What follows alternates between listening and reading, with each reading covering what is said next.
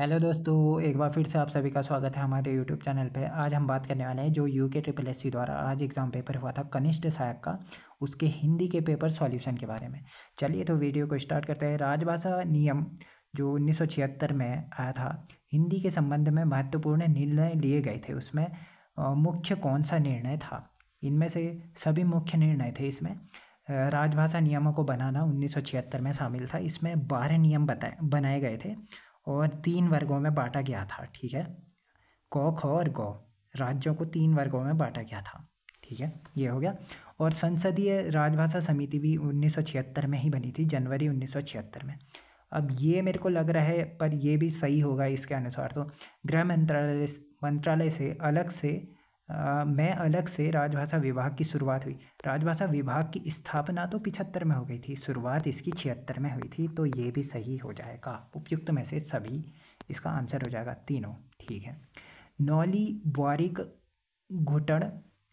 देखो, नौली का अर्थ बताना है इसमें। ठीक है, लोकोक्ति दी गई है, इसमें नौली का अर्थ बताना है। बुआरी मतलब बहू होती है, ये तो कैंसिल हो गया। वैसे ही ये कुछ भी नहीं देखना है।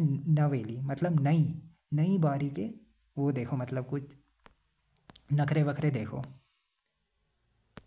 ठीक है, फिर निम्न में से कौन सा वृद्धि संधि का उदाहरण है? इसमें वृद्धि संधि का उदाहरण है महाधन औषधि, महौषधि। तो आ प्लस औ का योग हो रहा है ना, तो महौषधि में हो जाएगा वो वृद्धि संधि। नेक्स्ट है, इनमें से गढ़वाली गायक नहीं है। अब इनमें से मेरे को पता नहीं है अभी कौन से गढ़वाली गायक नहीं है करके। जहाँ तक है, जीत सिंह नेगी मैंने सुना है गढ़वाली गायक है। जगदीश बकरवाला भी सुना है गढ़वाली गायक है। किशन सिंह पवार भी सुना है, शायद ये भी गढ़वाली, इन दोनों में से हो सकता है। अब मेरे को एग्जैक्टली पता नहीं है इसका आंसर। ठीक है, 84वें का ये मैं पिन कर दूंगा जैसे ही आंसर की आती है। कौन सा कथन सत्य नहीं है? इनमें से कौन सा कथन सत्य नहीं है? अधिसूचना को हमेशा अन्य पुरुष शैली में लिखा जाता है, सत्य है। कार्यालय आदेश हमेशा उत्तम पुरुष एकवचन शैली में जारी किए जाते हैं, ठीक है। परिपत्र अन्य पुरुष शैली में लिखा जाता है, जाना चाहिए, सही है। परिपत्र अन्य पुरुष शैली में नहीं लिखा जाता, ये गलत हो जाएगा। ठीक है, ये वाला चौथा वाला गलत हो जाएगा। नेक्स्ट है, अब ये कौन सा कथन असत्य है बताना है। जिठान का अर्थ जेठानी होता है, देवरानी कहाँ से हो जाएगा, यही गलत हो जाएगा फर्स्ट। बौराण का अर्थ बहुरानी होता है। ठंठी का अर्थ अविवाहित स्त्री होता है। और झरनाती मतलब पोते का पुत्र होता है। ठीक है, नेक्स्ट है, शब्दों के निम्न में से कौन से 2 प्रमुख भेद होते हैं? अविकारी और विकारी शब्द। ठीक है, जिसमें विकार उत्पन्न होता है वो विकारी शब्द हो जाएंगे, और अविकारी जिसमें विकार उत्पन्न नहीं होता है। ठीक है, संज्ञा सर्वनाम क्रिया विशेषण हो जाएंगे इसमें विकारी वाले में। अविकारी में ये अव्यय शब्द जो भी होते हैं सब इसमें आ जाएंगे। नेक्स्ट है, गढ़वाली भाषा के निम्न शब्दों में से कौन सा शब्द माँ का पर्यायवाची नहीं है? अब देखिए, वे भी है, बई भी है, बोई भी है, भौजी नहीं है। शायद यहाँ पर भौजी होना चाहिए था, ये भौजी के लिए कह रहा है शायद। नेक्स्ट है, ये क्वेश्चन रिपीटेड क्वेश्चन है, अच्छा क्वेश्चन है। कौन सा शुद्ध शब्द है? अधिशासी शुद्ध शब्द है, तीसरा वाला। ऊष्म व्यंजन बताइए, इसमें से ऊष्म व्यंजन बताने शौ शौ शौ हो, फर्स्ट ही ऑप्शन सही हो जाएगा, ऊष्म व्यंजन। अंतस्थ पूछता तो योरलवा हो जाता, अंतस्थ योरलवा। और संयुक्त पूछता तो छौत्र ग्यो हो जाता। इसका आंसर है फर्स्ट वाला, शौ शौ शौ हो। ठीक है, नेक्स्ट, भ्रमर गीत निम्न में से किसका सबसे महत्वपूर्ण एवं काव्यात्मक अंश है? किसका है? सूर सागर का है। या सूर सागर किसके द्वारा लिखी गई है? ये सूरदास के द्वारा लिखी गई है। और भ्रमर गीत में, सूर सागर में भ्रमर गीत के अलावा बाल गीत भी मिलते हैं। ठीक है, आछिरी को मतलब हुंद की हुंद, इसका मतलब होता है आत्मा या अप्सरा। कृष्ण को गोपियों की आत्मा या अप्सरा, ये वाला आंसर सही हो जाएगा। ठीक है, नेक्स्ट है, हिम संबंधी नहीं है। इसमें से हिम संबंधी नहीं है। ह्यू तो ह्यू ही को कहते हैं, हिमी को कहते हैं। ह्यू मुड़ी जो पहले ह्यू से पहले गिरती है ना, उसे को ह्यू मुड़ी कहते हैं। हिमाल मतलब हिमालय ही हो गया, वो तो हमेशा ही बर्फ़ से ढके रहता है, तो वो तीनों सही हो जाएंगे ये। और इसका संबंध, हॉल का संबंध हिम से नहीं है। ठीक है, नेक्स्ट है, कबीर और गांधी की विधा क्या है? अब मेरे को ये एग्जैक्टली पता नहीं है, काव्य भाषा हो सकता है इसका आंसर। ठीक है, पिन कर दूंगा मैं। कीबोर्ड और माउस निम्न में से क्या है? यह है इनपुट डिवाइस है। जतके कंकड़ उत्के संकर लोकोक्ति का निम्न सही भावार्थ क्या है? विश्वास सर्वोपरि इसका भाव है। ठीक है, विश्वास सर्वोपरि होता है, इसका भाव है। निम्न में से जागरण शब्द का अर्थ क्या है? देवी देवताओं का आह्वान कर मानव माध्यम पर अवतरित की प्रक्रिया क्या कहलाती है? जागर कहलाती है। नेक्स्ट है, कौन सा कथन असत्य है? असत्य है पूछा है। चौमास वर्षा ऋतु का काल को कहा जाता है। अब ये पता नहीं है जून लिखा है या ह्यून लिखा है, अब इसमें मैं कुछ नहीं कह सकता। अगर ये ह्यून है तो शीतकाल ठीक है।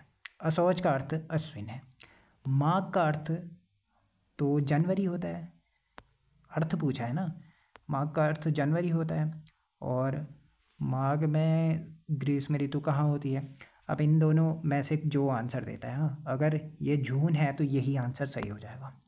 अगर ये माघ है तो ये भी ठीक, ये भी आंसर सही हो सकता है, गलत हो सकता है। अब पता नहीं, इन दोनों में से जो आंसर आए देख लेना। ठीक है, मैं वैसे पिन कर दूंगा, लास्ट में कर देता हूँ।